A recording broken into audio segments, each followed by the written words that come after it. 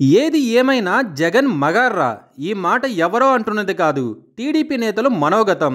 ఇచ్చిన మాట కోసం ఎంత దూరమైనా, అది ఎంతటి కష్టమైనా ఆ మాటను నిలబెట్టుకునే తత్వం వైఎస్ఆర్ కుటుంబంలో మొదటి నుంచి ఉంది. జగన్ సైతం ఇచ్చిన మాట కోసం చాలానే చేసి చూపించారు.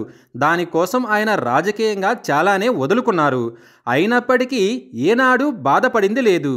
జగన్ ఓడిపోయి గెలిస్తే చంద్రబాబు అనుకో గెలిచి ప్రజల్లో ఓడిపోయారు. చంద్రబాబు చెప్పింది చేయడని మొదటి నుంచి ఆయనకున్నదే. సరిగ్గా ఇప్పుడు అదే జరిగింది. ఎన్నికల సమయంలో భారీ హామీలిచ్చి వాటిని అమలు చేయడానికి నానా తంటాలు పడుతోంది చంద్రబాబు ప్రభుత్వం. హామీల నుంచి తప్పించుకోవడానికి ఒక్కో కారణం తెర మీదకు తీసుకువస్తోంది. తాజాగా సీఎం చంద్రబాబు హామీల అమలుపై ఒక్క ముక్కలో తేల్చేశారు. రాష్ట్ర ఆర్థిక పరిస్థితి బాలేదు కాబట్టి ఇచ్చిన హామీలను అమలు చేయలేకపోతున్నామని తేల్చి చెప్పారు. ఇదే విషయాన్ని జగన్ ఎన్నికల ముందు లెక్కలతో సహా చూపించారు.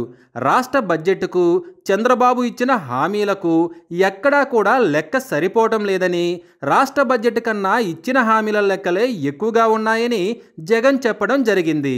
సరిగ్గా ఇప్పుడు అదే జరిగింది.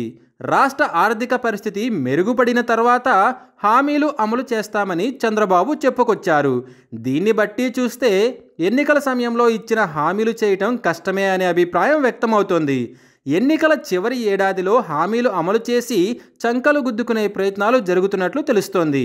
అయితే హామీలను అమలు చేయడానికి జగన్ కారణాలు ఎప్పుడూ వెతకలేదు. ప్రతి పథకానికి ఓ తేదీని పెట్టి మరీ పథకాలను అమలు చేసిన ఘనత జగన్కే దక్కుతోంది. పైగా కరోనా వంటి కష్టకాలంలో కూడా పథకాలను టైంకి ఇచ్చారు జగన్. కానీ ఇప్పుడు అలాంటి విపత్కర పరిస్థితులు ఏమీ లేవు. అయినా పథకాలను అమలు చేయటానికి నానా పాట్లు పడుతున్నారు. దీనికి తోడు బీజేపీ తోడు కూడా రాష్ట్ర ప్రభుత్వానికి ఉంది. అయినా హామీలు చేయలేకపోతున్నారు.